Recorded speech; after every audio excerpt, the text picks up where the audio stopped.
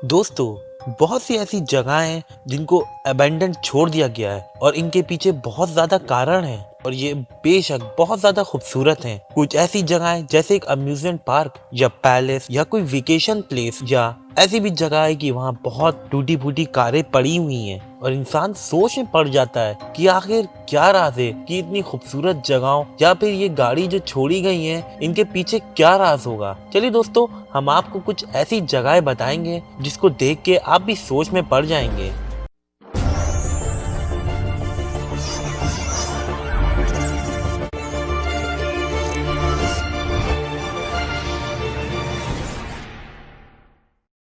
क्या दोस्तों, आपने एक अबेंडेंट स्टोर देखा है जो कि लोकेटेड है फुकुशिमा में? जैसे एक नॉर्मल सुपरमार्केट होती है, सेम वैसे ही ये स्टोर है। आखिर इसके पीछे क्या राज है, चलिए आपको हम बताते हैं। जापान में जो मार्च 2011 में एक बहुत ही खतरनाक अर्थक्वेक और सुनामी आया था, उसने इस एरिया को हिट करा था और लगभग 3 लाख लोग मारे गए थे। और इस अर्थक्वेक की वजह से एक न्यूक्लियर पावर प्लांट था वो डैमेज हो गया था और उसी की वजह से रेडिएशन लीक कर गई थी और पूरा एरिया जो फुकुशिमा का था वो रेडिएटेड एरिया हो गया था और अब यहाँ कोई भी नहीं आता है और ये सिर्फ एक घोस्ट टाउन रह गया है।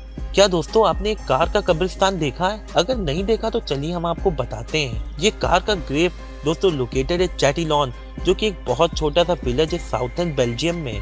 ये कार दोस्तों जितने भी हैं एक समय पहले यूएस सोल्जर की होती थी। ये टाइम था वर्ल्ड वॉर 2 का, जब लड़ाई चल रही थी और जब लड़ाई खत्म हो गई तो ये कार ट्रांसपोर्ट करना था वापस उनके लैंड पे, लेकिन ये बहुत ज्यादा कॉस्टली हो रहा था।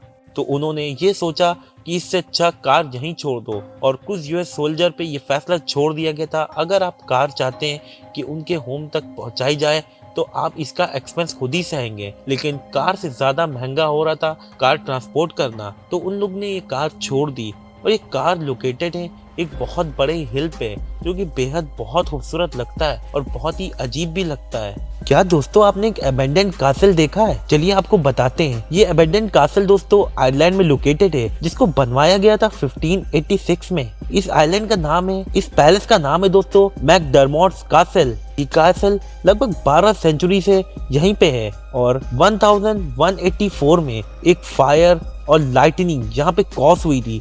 इसी के वजह से यहाँ पे सब कुछ खत्म हो गया था, वहाँ के सब लोग डूब गए थे और पूरा एरिया बिल्कुल खत्म हो गया था और अब ये एक अबैंडन्ड कैसल के नाम से मशहूर है।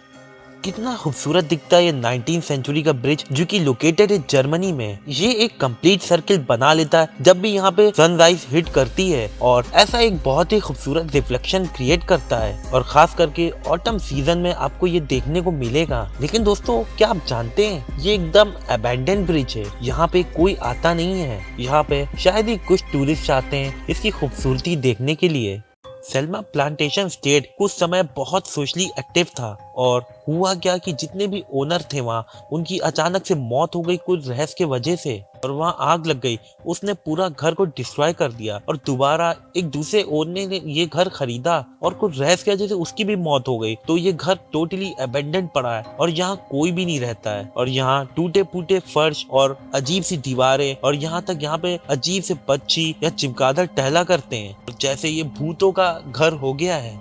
तो व्हील झूले होते हैं दोस्तों, हम लोग को तो उस पे बहुत मजा आता है। क्या आप ये मानेंगी कि जापान में एक फेरिस व्हील झूला जो है अबेंडेंट हो चुका है? केजुमा लेजर लैंड थीम पार्क में ये 1979 में ओपन किया गया था। यहाँ लगभग 2 लाख विजिटर आते थे और यहाँ बहुत ही खूबसूरत झूले, बेहतरीन कैंपिंग फैसिलिटी और भी बहुत कुछ था आपके एंटरटेनमेंट के लिए। और कुछ वजह से 2000 में ये पार्क बंद कर दिया गया था, अब ये अबेंडेंट पार्क हो गया है। अगर हम समंदर के नीचे जाते हैं तो हमको ज्यादातर मछलियां मिलती हैं, लेकिन क्या आपको बहुत ही खूबसूरत स्टैचू मिले तो आपको कैसा लगेगा? स्टैचू दोस्तों जीसस क्राइस्ट का है, जो कि लोकेटेड है एबे सैन फ्रूटोसो इटली में। ये स्टैचू दोस्तों ऐसा दर्शाता है जैसे लग रहा है कि जीसस क्राइस्ट हेवन की तरफ देख रहे हैं और इसको फाउंड किया था 1954 में। स्कूबा डाइवर डैरियो गोंजाटी ने इसको फाउंड किया था और ये पूरा का पूरा अबेंडेंट है।